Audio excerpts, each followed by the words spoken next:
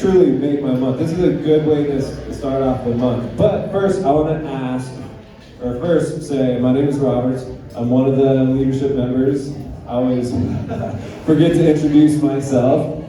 Presume everyone knows my name. That's a terrible thing to say, but my name is Robert. I'm one of the leadership members with Barry, Julie, and Rob Bryson as well. And Christy over here is one of our leadership members.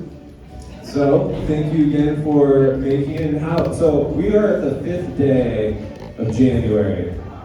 And who's that playing in the background? Oh, I was gonna, did anyone know who that was? The Eagles. Was it the Eagles? Is it really? Oh. I was gonna say it didn't sound like the Eagles. I will buy someone coffee if they can tell me who that was playing. Who?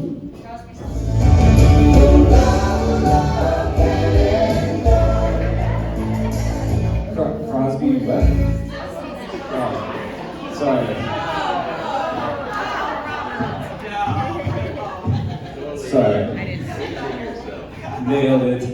Well, yeah, it's cool. Anyway, 5th day. How's everyone doing on their New Year's resolutions? Day 5. We are day 5 strong. Can I get some volunteers to what is your New Year's resolution, Tammy? Nothing? Anything not, some people don't. To do yoga 5 times a day? A week, okay. Yes, that's a good one. Anyone, Gordon, what is your New Year's resolution? On the spot. Are you just making it up now? Okay, no problem. One more. Oh, Dan, what's your New Year's resolution? Change the narrative on homelessness. Change the narrative on homelessness. Yes. And that's a big one, because there are a lot of narratives out there. A lot of narratives attached to a lot of different groups and circumstances, but one term that really stuck out to me, and if you know where I work at Providence Community Clinic downtown on the corner of 2nd and Brown. Providence has a mission to be expressions of God's healing love, witness through the ministry of Jesus, steadfast in serving all, especially those who are poor and vulnerable. And a part of that mission, as I reflected on this past year going into this new year, especially with what our community is dealing with, is circumstantial captivity. Just think about circumstantial captivity. New Year's resolutions, right? We try to break out of this cognitive distortion and theme of our life that we're living out, or maybe we be dealing with a circumstance that we just can't get out of. Well, this guy mentioned in Providence Mission gives a blueprint to life circumstances, how to handle them. And one thing he was known for was leaving everyone and going out and praying. Or meditating, if that's more comfortable term. But he would leave and meditate on something that he wanted to accomplish change. It gives an opportunity to develop tactics on how you're going to approach something. And so really a New Year's resolution is self-stewardship, how we can steward ourselves so we can help those others in need. So part of that changing that narrative is to make sure we are good stewards of ourselves. And if you don't know me, because I've been gone for 2 months, I start off each meeting with a reflection. Sometimes they're weird, sometimes, I don't know. I mean, I just try to set the tone. But try to escape in that moment of meditation or prayer. It allows to break free from circumstantial cognitive captivity. So I hope that helps in whatever way. But again, welcome to January 5th. We're going to start off today with some updates.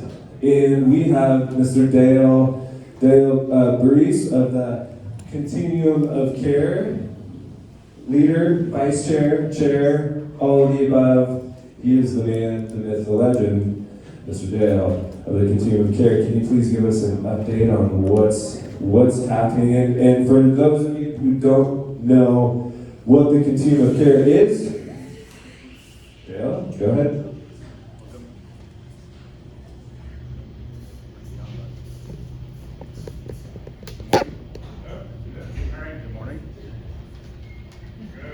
Good morning. How's everybody doing this morning? Good. Well, my name is Dale Breeze, and I am in the Continuum of Care acting chair right now. Continuum of Care is a board mandated by HUD that brings in resources to serve the homeless community. We actively oversee projects of about $4.3 million in our community. It's been a historical piece of funding since 2007-ish, and it's been built up through the years to that amount as we compete with other communities across the country. We're also a unified funding community, which allows us, as one of 10 in the nation, that allows us to sort of shift funds within the projects and oversee some of the funding in a very unique way based what our community is needing. We are still, this last month, we actually elected, or nominations came in, and we appointed 10 new board members of the 26. So we're going to be onboarding them this month, next week. Are there still open positions left? Yeah, we have open positions for healthcare and also behavioral health, chemical dependency. And and those, if you go to City Spokane Continuum of Care, there's the roster there, and there's a board application if you have an interest in serving that. The healthcare is very, very important as our mandate for our annual grant that we have to submit. With our, by the way, the City of Spokane is our collaborative applicant, and Ramon is here that administers that on our behalf. It's all relational. Our board works with the City of Spokane, and the HUD has mandated that we have MOU, or many MOUs, between the homeless sector and the healthcare sector. And so we're going to lose points in our annual scoring at a federal level if we don't have that relationship built. So that's a sort of a new thing that they put on in the NOFO. That healthcare position is really, really, really important for us to have that input. We did get, part of the, in the last month, as we ended the year, is we have a contract, an MOU with the City of Spokane and CMIS. I see Daniel here. And we were working on those actively. The CMIS MOU got passed, and working with the collaborative applicant on the MOU for the CA. We're still pending the project reports and the APR, annual progress report, that is generated out of CMIS and the collaborative applicant. So we're pending on that. And then the last thing I need to really, really encourage is point in time. It's the end of this month. A lot of volunteers are needed for that. I know you probably heard that a couple times today. Very, very important that we get enough volunteers out there counting the homeless in our county, our region. That's our jurisdiction is actually the county, our region. But we really need those numbers. It's mandated by our grant, our NOFO, to do this annual point in time count. Understand that, like last year, we had a lower count. I see that because we think we have a lot of homeless in our community, which we do, too many. Yet, when we applied for the unsheltered grant, which we're waiting to hear on, another $3.6 million, we did not qualify for the rural grant because we didn't have the 1,000 individuals identified that were homeless. Okay, so we got taken out of the run-in for that. So so if we hit 1,000 number or these criteria that the feds put on us, it's really important that we look at that as we look at trying to bring in more money, just not private money or philanthropy money. So, and that's really my update. Thank you so much, Dale, for your time and your service to the Continuum of Care Board. Next up, we have TJ from the street medicine team with Chaz Health, going to give us kind of a brief educational look at what is happening out there in the field and with patients, clients, whoever experiencing homelessness as they brace the elements. So TJ, welcome. Hi everybody, thanks for having me. My name is TJ Burnham with Chaz Street Medicine. Street medicine team. And a little closer to the old. Street medicine has been present in Spokane since March of COVID 2020. And initially we were volunteers and then we moved into with WSU and now we're with Chaz. So I have cards with me if any of you are interested in that as contacting us. What you can help us with in terms of the care for our unsheltered homeless in the community is to be our eyes and ears. And if you have contact with someone who you have concerns about, please reach out to our team. And we're mobile, and so we'll come to you. Most of the resource providers within the community know us, and that's another way that you can contact us.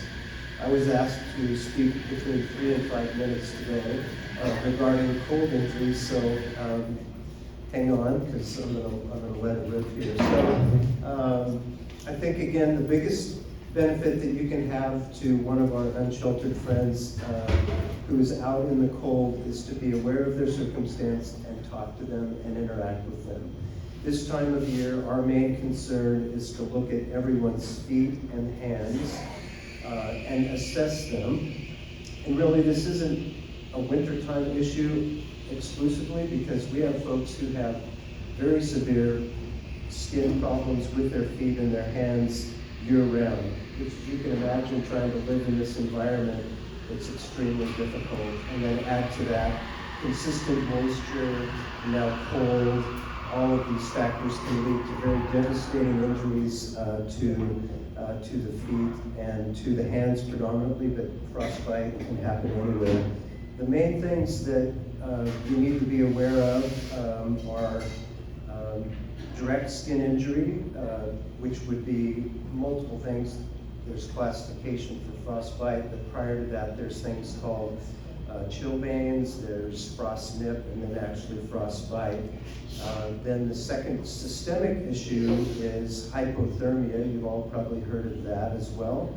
And then the last is what we call trench foot or immersion foot, which can happen at any time. So let me just briefly talk about those. So the first thing, and what I was really asked to talk about, is frostbite. Frostbite is, again, a cold injury to primarily the digits, the fingers, the toes, that can also help it on the ears and on the nose, and really anywhere that's exposed.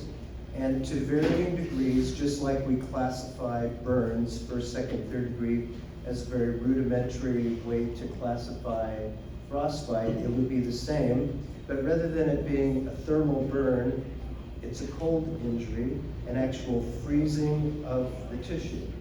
And then depending upon the depth and length of the injury or the freezing determines whether it's essentially first degree, second degree, or third degree frostbite, right? Those of you that have seen frostbite articles, they'll always show the blackened, what we call eschar or necrotic tissue. That's extreme. But what we want to recognize is those that are just cold and pale, cold and red, which are the earlier stages of frostbite. Okay?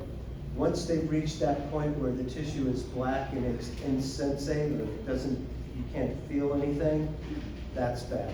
And oftentimes that requires hospital evaluation. Surprisingly enough, what happens most of the time when somebody has severe frostbite and their digits look like that, we leave them alone. We provide care for them to support them in whatever way we can, and those digits will auto-amputate. So they will just basically fall off eventually. But what we have to pay attention to is secondary infection and other injuries and hypothermia and prevention of further cold injury. That's a lot. So what's the common theme with both cold-related injury, local like frostbite, and hypothermia, which is more systemic? Again, it's recognition. So if you encounter someone who is out in the elements, red flag goes up. What can I do to help to stabilize your situation? Is it call an ambulance? Is it call law enforcement? I hope that we can provide another tool in your tool belt today by providing you with resource information about getting a hold of us, because we deal with this stuff constantly. If it can't reach us, then get a hold of one of the shelter or service providers locally to help you to sort out what you can do to help this person. So mainly it's going to be recognition. If you encounter someone who's out in the cold and they're not cognitively operating appropriately, they seem confused, they seem altered in any way, then you should be concerned and you should not walk past them. You should try and provide whatever service that you can.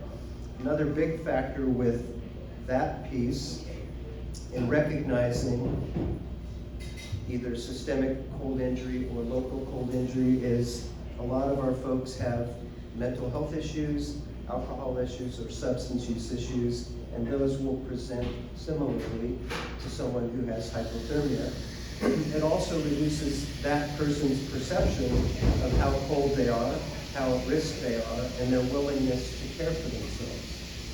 So you, as the people that are in contact with our friends, need to be aware and take the time to talk to them, remove them from the cold, bring them in out of the cold, and if you can, look at their hands and feet and inspect them and see what you see.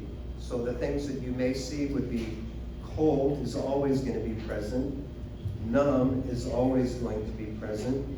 They may be white or blanched from the blood system's reaction to the cold. They may be pink, they may be red. As previously stated, they may be black, right? So varying degrees. The next question is, what should I do about it? Depending upon how comfortable you feel and your medical knowledge, removing them from the cold is the #1 priority. If they are able to, give them warm things to eat and drink, not hot. Remove wet clothing, which is pulling the body heat away from them. Give them dry clothing. If you recognize that they have cold, injured feet from freezing, rewarm them. So that means put them into a warm bath. If nothing else, you can have them put their hands under their armpits, if it's their fingers. We don't want hot water, we want warm water. It should be comfortable. But don't be surprised that as this process takes place, that they now become more concerned because their hands or their feet are beginning to have pain as they rewarm. But that process of rewarming is the most important thing that needs to be done as soon as possible, assuming that, #1, they can be sheltered and they're not exposed to being exposed to the cold further with the danger of refreezing, okay? If you warm them up and they're doing better and they're more lucid and you're talking to them, the next step, what are you going to do with them? That's where you reach out to us or to our other service providers to figure out what the next step is in providing, because we don't want them re-exposed to cold, we don't want them refreezing, and we want to make sure that they're safe, because when they have that refreezing, that's when we run into problems with folks losing their digits. And do you guys have any questions? Any questions right up front? Is it true that you're not supposed to rub the feet or toes that are, Yeah. Is it true you're not supposed to rub the feet or toes? That's true. And the reason being is that it causes more potential injury to those already injured tissues. So, immerse them in a warm bath. It's probably not a good idea to put them next to heater or something like that unless you can keep them protected as well. So don't rub, don't put, it's probably not a good idea to put like hand warmers or toe warmers in direct contact with their, with the skin, even though we do it a lot emergently when we're under a bridge or the railroad or something, because we'll get the wet socks off, inspect them, and then we want to warm them up as soon as we can. So we put dry socks on, toe warmers top and bottom, another layer of socks, and then just move forward. So go ahead. So I'm walking out in Spokane and I come under a viaduct and I see a man lying there and I suspect that he's not with it, and I'm also suspecting he's getting frostbite. Call 911? Yeah. Is that the most effective? Yeah, or utilize the street medicine team or one of the service providers. Well, should I have your card and say, call you guys? Yeah. And you won't mind that? Yeah, no, that's what we're here for. I mean, we're not 24/7, 365, right? We're pretty much, we do 7 to 5 every day, but, and we don't have any coverage on the weekends. That's where 911 would be important. But we would prefer, as would EMS would prefer, that if we can deflect some of those calls from them, the way things are in our medical system currently, that helps them out a lot. And we have great relationships with EMS and with law enforcement and fire departments, and they know who we are and what we do. So yeah, if it's available and you recognize somebody, like I said earlier, we have the same talk with EMS and law enforcement, and just saying, here's a card, we want to be a tool that helps you to manage someone who's not breaking the law, they're not causing problems, but they're at risk for serious health problems, right? Barry, it looks like put up an old handout that I gave out previously that kind of describes a picture of frostbite in there. Any other questions? Awesome. Thank you, TJ, so much for taking the time. I know it's important each year for a refresher. Leafy's over here. Yes. Handouts and my cards will be over here, so yeah, anything we can do to help, let us know. Thanks.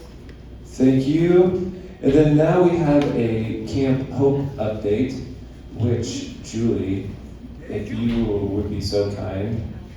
I know, just how are things? How are you? How's life? Life's well. Did you have a New Year's resolution? Don't die. Don't die. That's a good one. Don't die. Always the same every year. Yes. So what's going on at Camp Hope? Well, what's some numbers, maybe the morale. How's everyone doing? So the last few weeks have been pretty cold.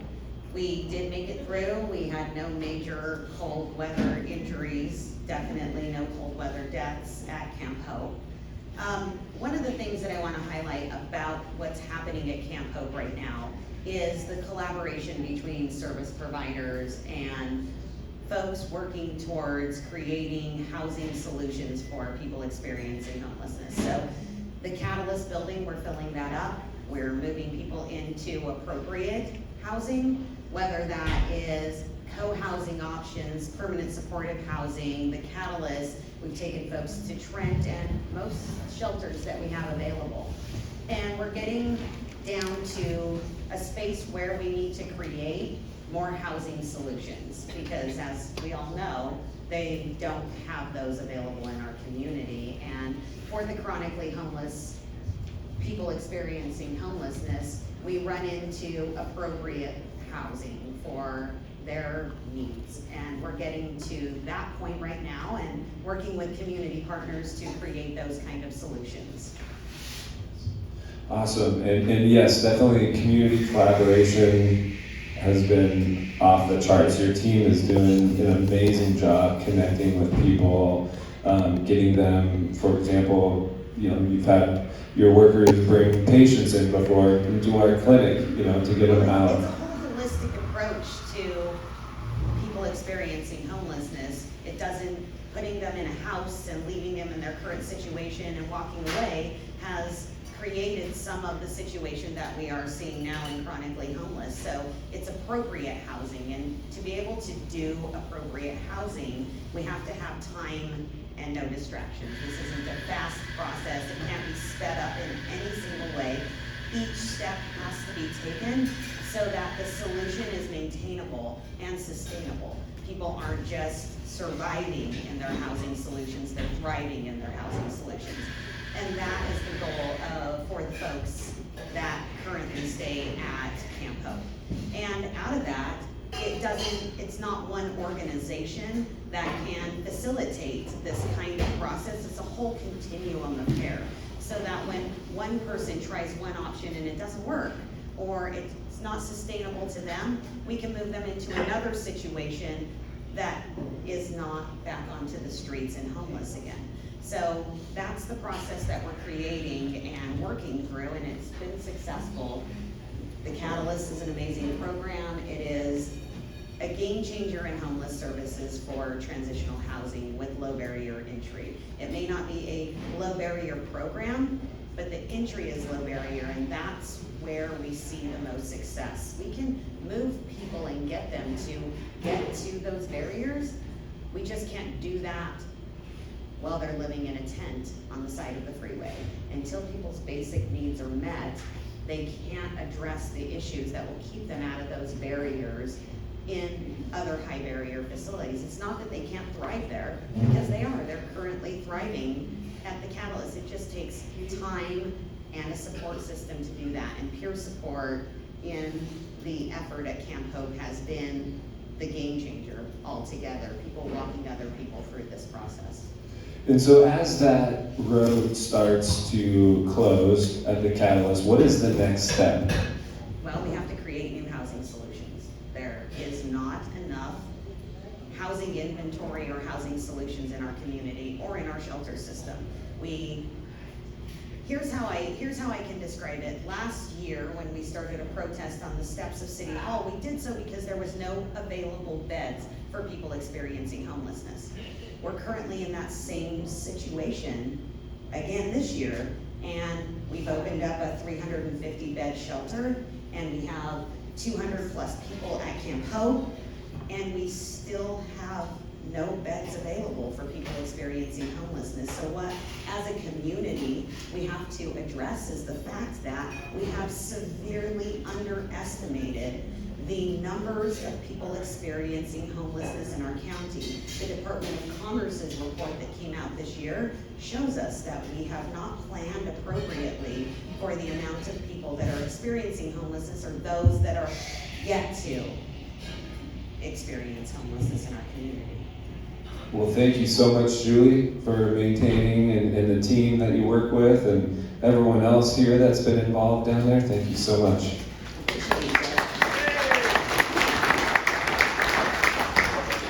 Okay, now we have Nicolette. Nicolette with the City Council update, or, yeah. Welcome, Nicolette. Is this your first time up on stage with me? Oh, yes. Man. Okay. So what's going on with City Council updates on that end? Okay, so first of all, Council President wanted me to say that he's pleased, and all of Council is pleased with the progress made at Camp of Hope by Empire Health Foundation, Dual Helping Hands, CAT, and all service providers who have been assisting with efforts to connect folks to services and into housing options that really fit their needs. And he's hopeful that we'll be able to get more funding from the legislature this session to help fund the rest of the progress, which I think is a little bit up in the air, but that session starts January 9th.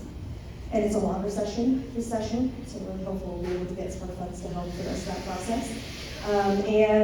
Council and administration are committed to exploring the regional authority option, much like the Houston model that last time I came and spoke here that we were discussing. And so, and I actually think that Gavin Cooley is going to be holding a meeting with many service providers near the end of the month to really start that discussion and see what that looks like.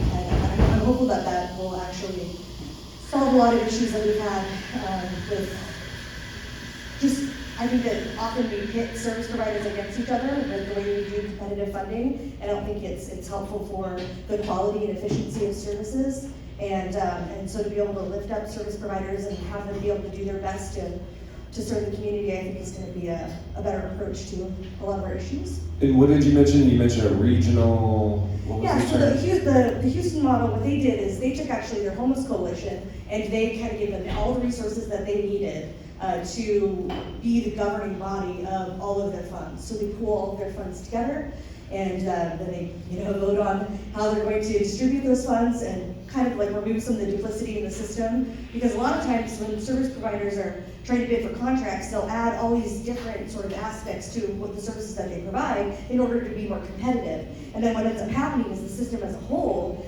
becomes a little less efficient, and even the service providers end up getting spread thin on what they're doing. And so being able to empower them and say, hey, look, you're really good at doing this, well, you focus on that, we'll give you funding to do that, but you're really good at this, so why don't you stop doing that part of it? Let's give them funding to be able to focus on what they're best at, and then overall you get this more efficiency, and the funds go further. It resolves a lot of that burnout, because I think that a lot of service providers are like, one of the reasons why you get into this field is because you want to kind of save the world, you want to do everything that you can to help everybody, and it makes it more difficult to actually serve the people that you want to serve when you're sort of scattered and less focused, and you're always competing for funding from other service providers, which, you don't have a lot of incentive to communicate with other service providers if you're competing with them for funds. And so hopefully this will solve some of those issues. So with that, this sounds like an attempt to consolidate a lot of the pre-existing plans that are already out there to be a more regional, collaborative approach to this. Yeah. So how is this different than the existing either continuum of care board or CHHS plans? Like how does that tie into what you're describing? So I think that in a lot of ways it'll try to bring everybody more on the same page and make sure that all the funding is just sort of more collaboratively applied. And I think that, what you guys have going on here, this is kind of an amazing group of people who are doing the work. So elevating them, elevating you guys to be able to make more of the decisions about how things are funded and what the plan really looks like, and everybody getting on the sort of same page, I think is part of the desire. And then making sure that all of those funds get funneled into one strategic plan, I think is the idea. And so is there an organization or entity that's supposed to lead that? Yeah, so ideally, like with the Houston model, what they did is they took their homeless coalition and they gave them the power to be that governing body and vote on, take all that funding and vote on how it's used and create that strategic plan and execute it. And so ideally, it would be like re-envisioning what the continuum of care really looks like, and lifting them up with all the resources that they need to be able to follow this sort of plan. And I don't have all the details sorted out about how we apply basically the Houston model to Spokane, but this isn't supposed to be council or administration just making this up. It's really getting everybody into the room, talking about what do you think that will look like? How do you think that should go before we make any decisions on the details of what it would look like? Does that make sense? Yes. Does anyone have any questions? Confused. Yes. Well, Ms. Wilcox, right? Yes. I'm still trying to differentiate the difference between what you just explained regarding collaborating with different service providers, how this model would be different than the regional continuum of care that currently exists, because we're talking about everybody bringing. I know you explained that, but are there going to be more planning meetings? Yes. So the question is, and just to repeat for the recording, is Ms. Wilcox is trying to understand the difference between what was just explained and then also the continuum of care board, because it is composed of regional stakeholders with committees, subcommittees, and work groups that kind of are ambassadors of the organizations in which most of us in here work with. And my second part of that was the funding associated with it. HUD funding, Department of Commerce funding, when we're talking about pots of money, how is what you're proposing different? I don't think you can answer it right now. How is that different than what the continuum of care? I think it'll really be up to what comes out of those meetings with all the service providers involved to see what do you think it should look like? How do you think it should be different from what's going on right now? And when we talk about having a regional model, we say that we do, but if we're really honest with ourselves, we really don't have a complete regional model. And at play here. And I think that the idea is we figure out, okay, well, how do we get there, and how do we really make that possible? And part of that is inviting all of the leaders from the different cities as well that surround us and bring them to the table. Right now, I think Spokane is one of the only cities that put some of their general funds into addressing homelessness. And so, we need to get a lot of these other cities around to not lean so much on Spokane. And part of that, again, I don't want to speak too much to what the details will look like, because that's supposed to come from you guys too. Like, we need to understand what you think you need to create a better, really more robust regional model. And so I wouldn't want to speak for any of the experts.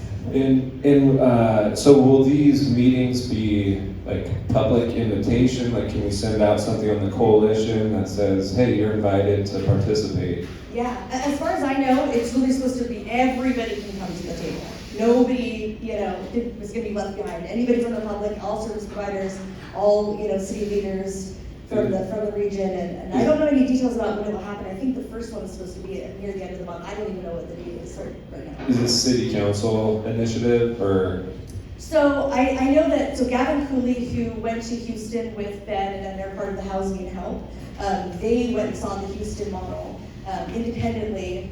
The mayor and some folks from council, and I went to Houston to see what they were doing. And now what's happened is we've got both council, administration, and a lot of folks on board to see what that would look like for Spokane. And I think Gavin Cooley is kind of leading the way on getting this first step together on what would a regional authority look like.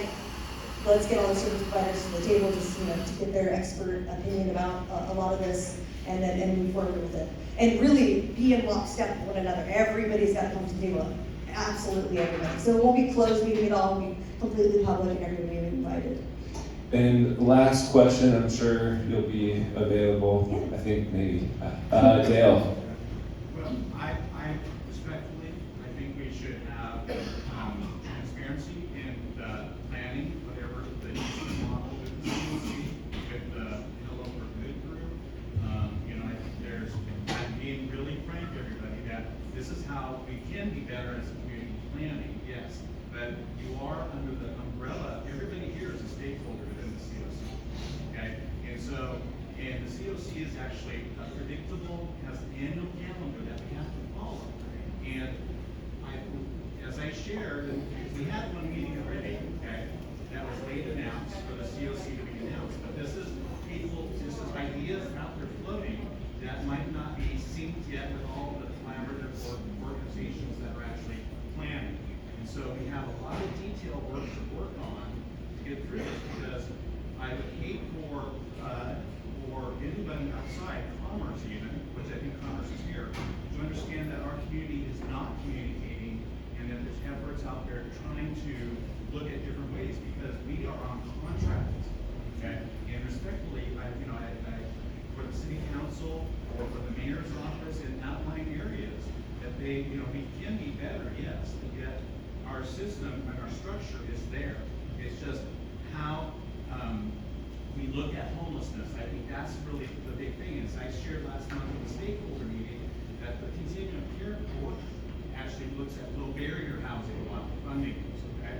So we have categories of homelessness that obviously funded the new shelter and things in the business. There's a lot of theories out there on how to solve this. And COC is one of the most complete boards, okay, to look at this and address this issue. And I know it's a little disrespectful that has not been communicated, okay, with the COC and actually aligned with it as this is happening. For videos to be out there, they'll look good, and I know I'm venting, but honestly, I'm a neutral experience, people's lived experience individual, okay? This is where politics has to stay out of this. We have to be better, okay? But yet we need to be careful as we do this, because I want to make sure that we keep that UFA status, okay? That we keep the high-performing community status as we have these funds, limited funds come in for homelessness. So let's respect that. Yes, thank you, Dale. And just for the recording, just to reiterate, that a invitation will come out for the end of the month to express, yourself and your concerns, because it sounds like this is a collaborative approach, but to take into consideration the continuum of care board stakeholders in this situation, as well as the plan associated with the continuum of care, and yes. Yeah, one thing I want to say is that, so I've been working with the city for a year. I started as Councilman Beagle's legislative assistant. Well, actually, I started going down to city council meeting and getting up there and testifying about just about everything under the sun. And then I've been in this role for just a few months. One of the things that I think is the most frustrating about being inside City Hall and watching things happen is the lack of communication. Lack of communication between council members, between council and administration, between the people who work at the city, and the people who do all the work, boots on the ground. And so I feel that 100%. And one of the things that I've been calling for and hope that we can do this year is have a 2-day summit, housing homelessness. Housing one day, homelessness the other, because they're so married together. And really just invite everybody, absolutely everybody from the public, all service providers, absolutely everybody to the table and say, let's workshop this. Let's talk about housing and homelessness in Spokane. Let's see where we can improve what we're already doing well. Let's lift that up and let's do more with that. And so I 100% sympathize with you that I think there's been really poor communication on all of this. The fact that I don't even know some of these details for you guys, that frustrates me, but I'm trying to be a good communicator for you guys.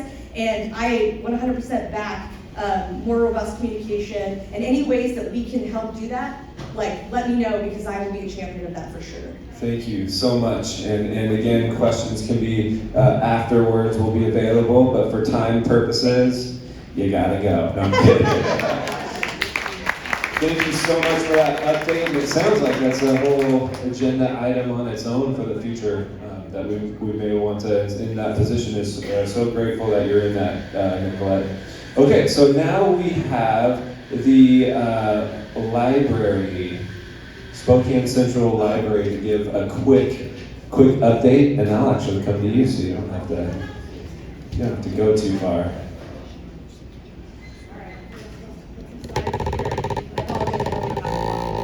So, hi, I'm going to turn this way so I can see. Yeah. Hi, everybody. My name is Mattia. Mattia Streeter. I am the social services manager for the Spokane Homeless Library. So, the first social worker hired by the city's library system. So, super excited. We're going to right? So, I'm so excited. I'm not going to this here. How do I do this, Robert? I'm here to share with you guys a little bit about what I've been building. They hired me in May, and so this is obviously a new position, and I'm kind of making it up as I go, right? I don't know what's going on. I went slides. Okay, cool. The button should technically work. Okay, so a little bit about me, I guess we'll start there. I'm a mental health therapist. I went to Eastern, got my MSW, the SW and MSW, so go East. Hey! Grew up here, well, not grew up, but been here in Spokane for about 20 years. I traveled with a medical missionary group my whole life, so kind of just more into social work. And so, it would be cool if I had this way, so. Anyways, essentially spent a long time working Donna Hansen Haven, doing district outreach with Youth Reach.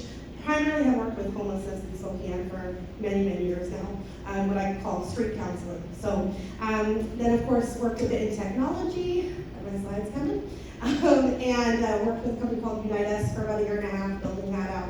So may have had contact with you guys through that. And then was hired in May to be the social services manager. So I manage not just the central library, but all the libraries in the city of Spokane, all 7 of them.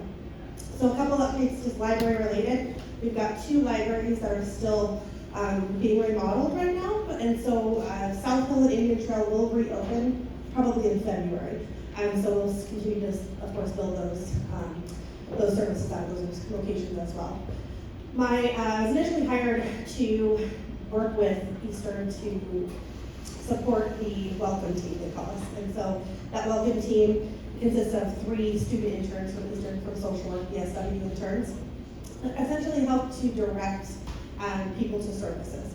So we do very light case management work, just because it doesn't give us our capacity. right? We're stationed out of Central, but really the goal is to make sure that we bring all of you lovely service providers in to meet people where we're at, right? And so the very first thing that I did when I was hired in May was to develop a survey to determine what the needs are, right? Well, we know we have a great need. We've got over 1,000 people a day coming into just the Central location. And so the survey I've collected is about 1,000 surveys since we opened in July. That survey has indicated that about 49%, out of 800 surveys, 49% of the people coming into the Central location are in need of some kind of social service. And so obviously wide variety, but a very large population of individuals that are experiencing homelessness, many families and that are needing services. And so we have essentially determined the top 4 needs for the Central location, and this method will be in each individual neighborhood for all of the Spokane Public Libraries.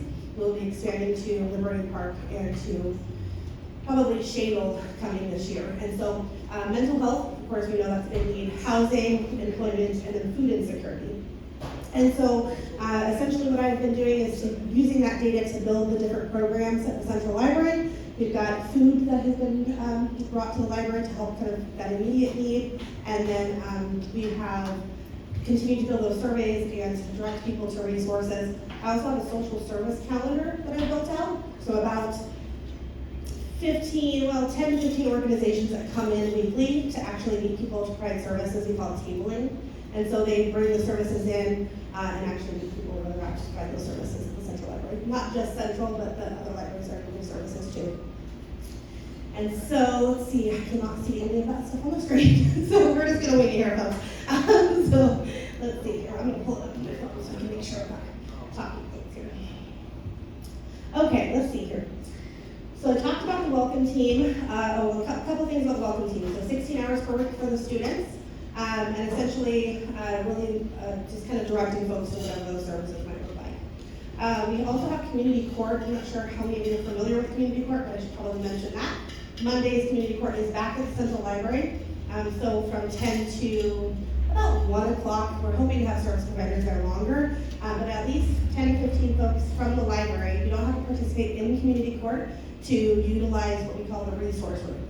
That resource room has folks, many of you here today, so thank you so much, that come in to provide on-site services to get people connected in one room, right? A little resource fair pretty much every Monday. Chad will be coming in with their mobile bus starting next week, 2 weeks from now, I think. So that's really cool on-site medical attention for folks.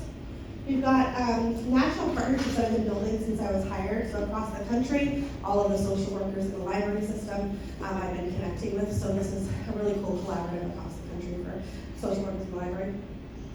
We've got about 30 organizations that I've met with since I was hired in May to try to help with that collaboration and connection for services. So if I have not met with your organization, if you're interested in meeting and being a part of this or learning more, please connect with me. I'm happy to collaborate and share with you a little bit more about this one-on-one.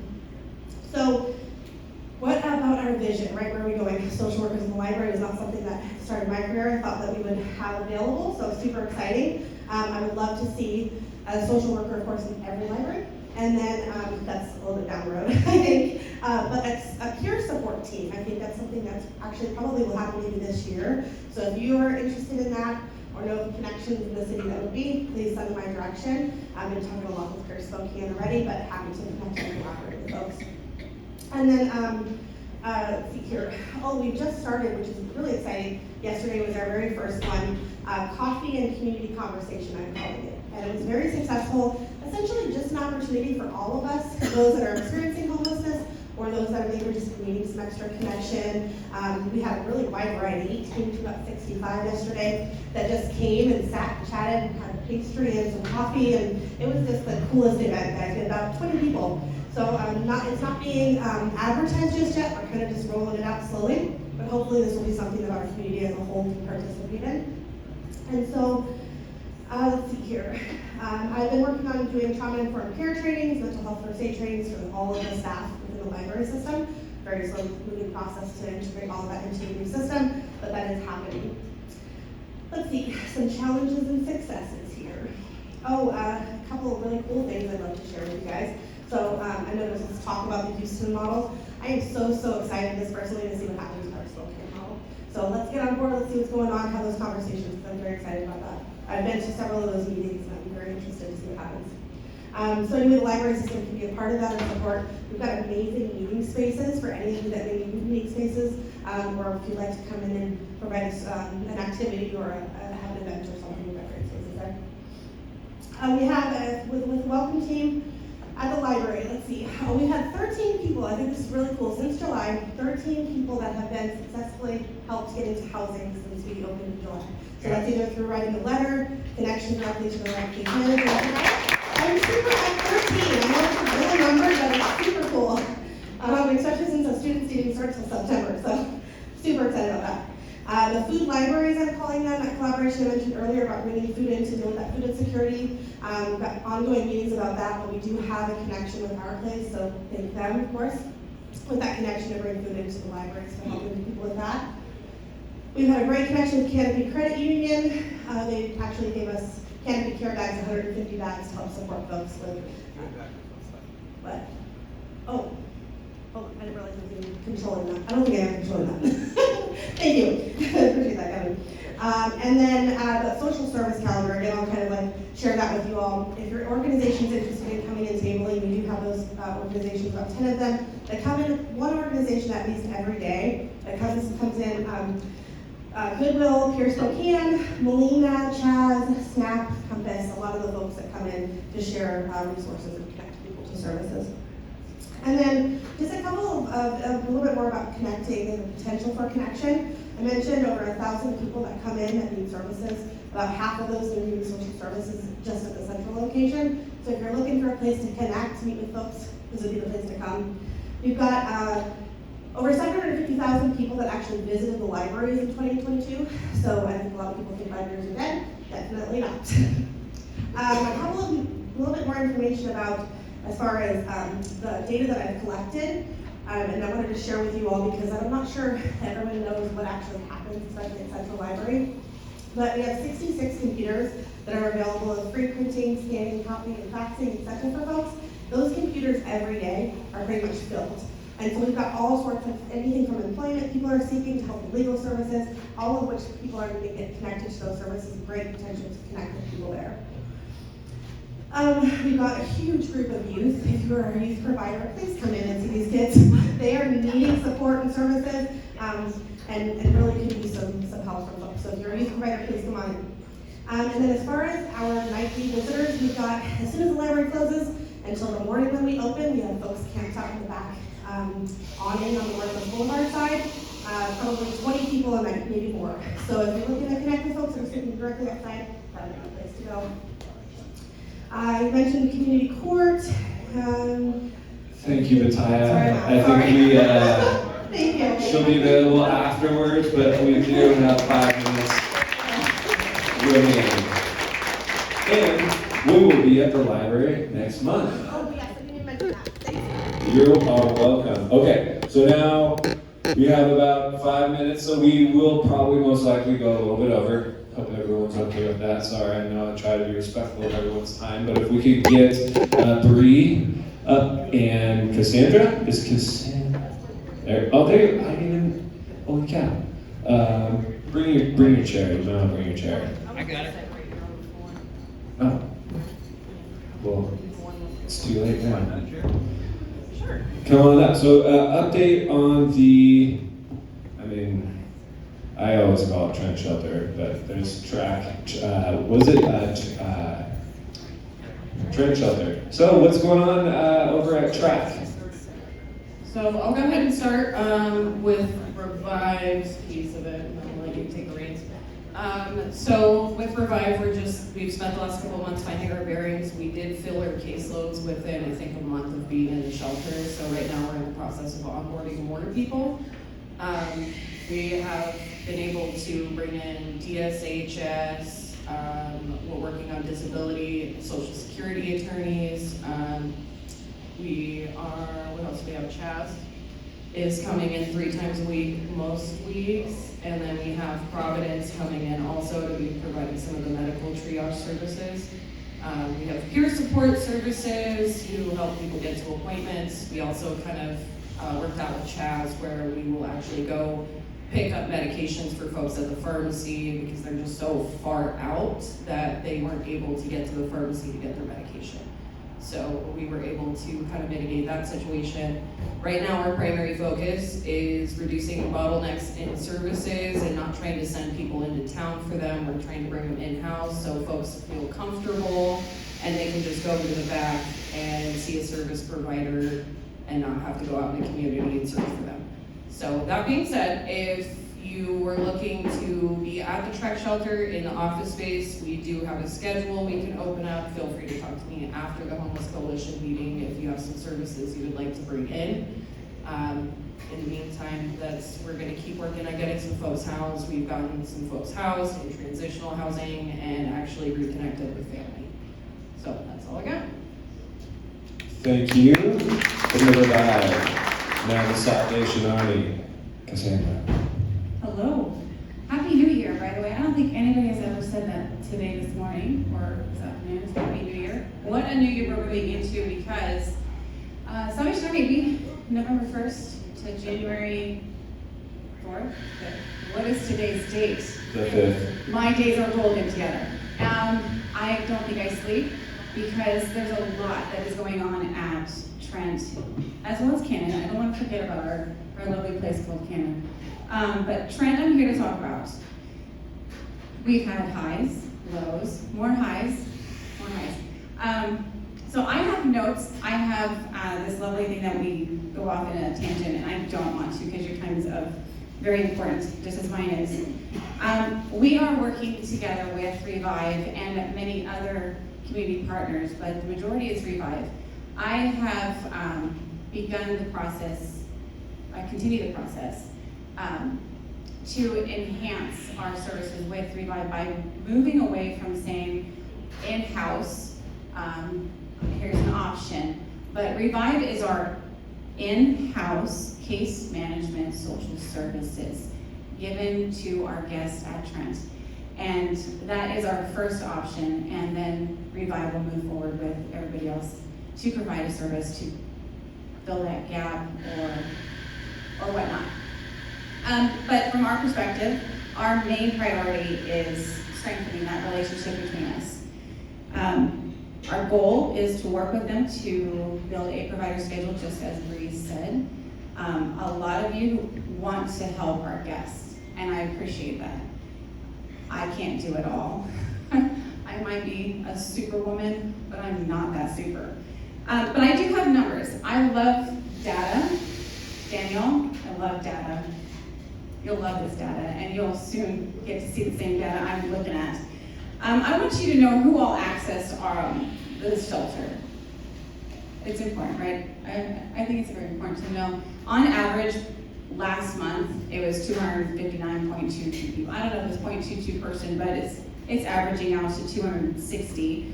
So our bed nights was 8,036 last month. Meals we were giving them, it's 3 meals a day. With breakfast, we're working on our contracts to get them a better breakfast. I can assure you that. We've served 24,111 meals. The resources that we are giving out in-house is the blankets, the towels, personal hygiene.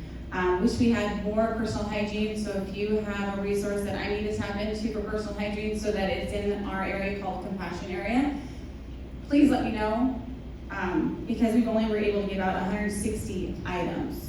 That does not equal out the people that are there. Now, granted, it's only one request. So if we had it, I'm sure the word would get out and everything would flood into our Compassion Area. When we have the bus vouchers, we would only give them to individuals who have doctor's appointments or medical appointments. We are working on a transportation solution. 387 referrals were given out or had access come in. So these are our visitors. So people beyond Revive, I guess. But this is including Revive. 387 of our community people came into the shelter to give assistance to the guests. That is huge, and it can get more and more. And our guests now have brand new beds. They are sharp looking. I haven't been there for a while, It's been about 2 weeks working on other programs in the Salvation Army, but when I came back on Monday, I got to view and tour, and I think they're fabulous. It looks comfortable, very safe. But these are so that no viruses can spread easily. They're easier to maintain. They're easier to clean, and we don't have the creepy crawlies that make the itch. We've had additional shower trailers and porta potties were added, bringing us to a total of 14 showers and 17 porta potties. I know what you're thinking right now. Is that enough? You're right. It's not. But we're working together to make a schedule work for our guests. It's about the guests. Nice. Thank you so much for the update. Appreciate it. A lot going on there. Okay, that's it. That's all I got. You guys can head out. Let's see. So we have, I'm going to jump to the point in time count update with Kimberly back. Kimberly, hey, welcome. Thanks for giving us an update on what to look forward to. This is on. Hi everyone, my name is Kimberly and I'm one of the newest staff members in the CHHS department at the city of Spokane. I was recruited to be the point in time count coordinator for our department, so thank you, Daniel. It's been... Thank you, or... No, I'm just kidding. I'm getting a lot of great advice and encouragement. So all of the point in time count details are on the city website. We sent out probably a lot of emails, so I do apologize if I haven't been able to meet with you in person yet. We've got meetings happening every day, and a lot of it is because I'm brand new to my role, and this has been quite a learning experience for me. So, like Dill said before, we are in need of volunteers. We have about 95 volunteers so far, and I know that sounds like a lot, but we are trying to reach everyone in the county. And so we've got a great partnership with the WSU School of Nursing this year. So we'll have 76 nursing students as part of our volunteer corps, and we're really looking forward to that. And so a big need for volunteers this year are those experienced team leads, because we like an experienced outreach team lead for every group of student nurses. And so if you were a team lead last year, you probably got a phone call. You might get another follow-up phone call in the next couple of days. And the way to sign up is to go on our website, and I can send out a written update with all the details to your email list after the meeting. And so some of the things we've been able to strengthen last year, we've got more partnerships in North Spokane County and in the West Plains. So we are hoping to reach more, in the rural areas. And so far, I've gotten a lot of great advice. We've been able to shorten the survey. We've been working with our COC board and got a lot of great comments from all of our board members to reduce the number of questions, so the time that you spend with people is maybe a little more holistic and not necessarily on some extra questions than what HUD does require. So other than that, I had a great meeting with Batai at the library. So we'll be at the library for 2 full days. And so when you go on our website and sign up on that volunteer link, you will be able to specify if you have a certain area you'd like to conduct a survey. Libraries will be one. Homeless Connect, you can sign up to do the surveys at Homeless Connect. And then also, if you're a provider who's out there in the county, please feel free to put that in the comments, and so we can give Daniel all the information he needs to map out that grid. Is there any questions? I know we're running short on time. We'll probably skip the questions, and then they can reach out to you afterwards. All right. Thank you so much. Thank you, Kim. Great job. Great position. Okay. Homeless Connect individuals, come on up. Give us an update, Rob. Awesome name. There you go. Yeah, it's gonna be a good name, isn't it? Yeah. So yeah, we've got the Homeless Connect coming up. It is the 11th annual this year. It's gonna be January 25th from 10 to 30 at the Convention Center. just from a side note, I'm proud that this year Molina was able to step up and take on a presenter level sponsorship. And so, yeah, this year it is being presented by Molina Healthcare. We're going to be doing the hot meal. We're doing a little change on that this year. In the past, we've always had vendors bring in their own meal. We've gotten pizza for the volunteers. After thinking about it, we decided that no, as providers, as the volunteers, we need to go and sit down and break bread with these people and have a meal with them and treat them as humans. We don't need to go hide and eat somewhere different than them. They are part of us and we are part of them, and I want to build that community. Does that still include pizza? No more pizza. We'll be doing spaghetti this year, but yeah, we just want to encourage everyone to sit down and break bread with our community members and take the time to get to know them as an individual. We're going to have ID clinic on site. We'll be doing the warrant washing again. We'll be doing the point in time count, haircuts. Just as a reminder to everyone, if you're not registered yet, vendor registration does close on the 10th, so please get in and get registered so we can make sure that your services are getting represented. Also still need more volunteers. We're trying to do something else different with that this year and trying to offer each guest or group their own volunteer to help them get connected with the different resources they need to help guide them through the convention center, because it's kind of big and overwhelming. And then if you need any more information or need to find the links for registering to volunteer or be a vendor, you can go to SpokaneHomelessConnect.org and all of the information is there. Thank you so much for that update. And I look forward to the event. Thank you, and let's see, jumping back to the Catalyst project update.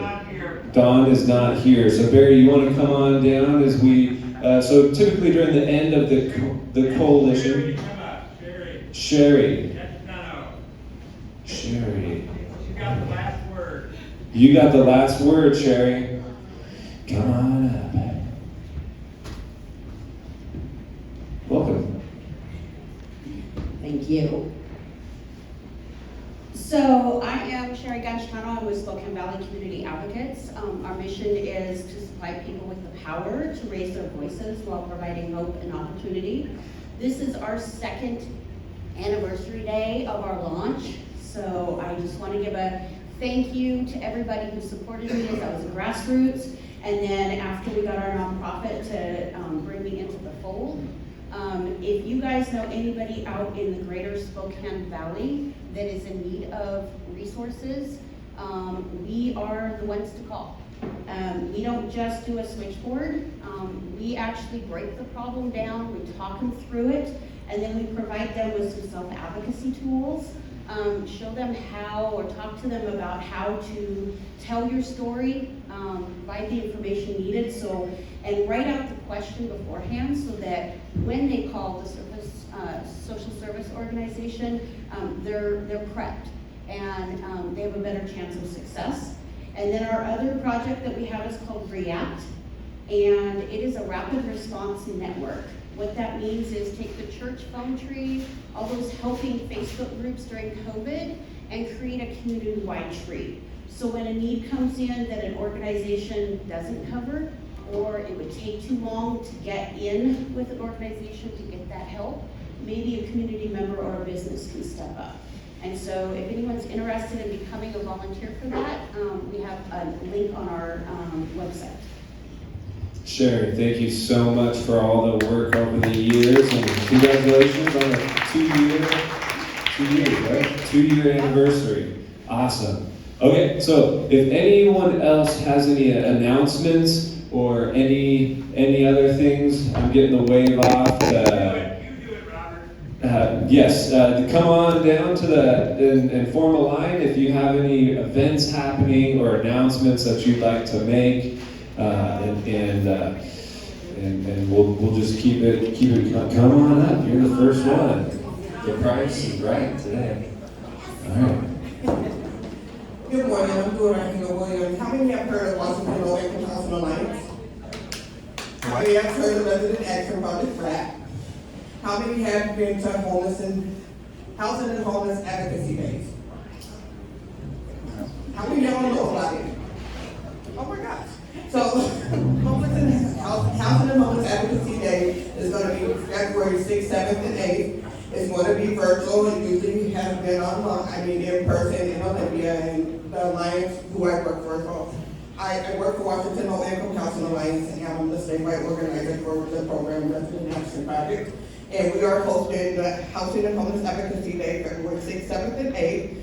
The registration link will be coming out next week, and I'll make sure everybody gets it. That's a way for you to go in there and talk to your elected officials about money and services and bills and laws on a statewide level. And so if we need money in Spokane for housing, y'all need to be in the rooms talking to your elected officials. And we'll be looking for people to talk about the budget, to testify around the budget. And since Spokane needs money for housing, for affordable housing, and for transitional housing, and for shelter programs, y'all voices need to be heard. And we can't let King County and Pierce County and Snohomish County get all the money. We need money over here in eastern and central Washington as well. Thank you so much. Yep, go ahead and hand the mic up to the next contestant. This is just a brag, and we haven't really told anybody, well, kind of, but I'm with Spokane Community Against Racism. One of our programs is Burritos for the People, and we have distributed over 20,000 burritos. And I have to connect with the person from the street medicine team, so we can do additional trainings. Thank you. Nice, thank you. You're good burritos? Everyone?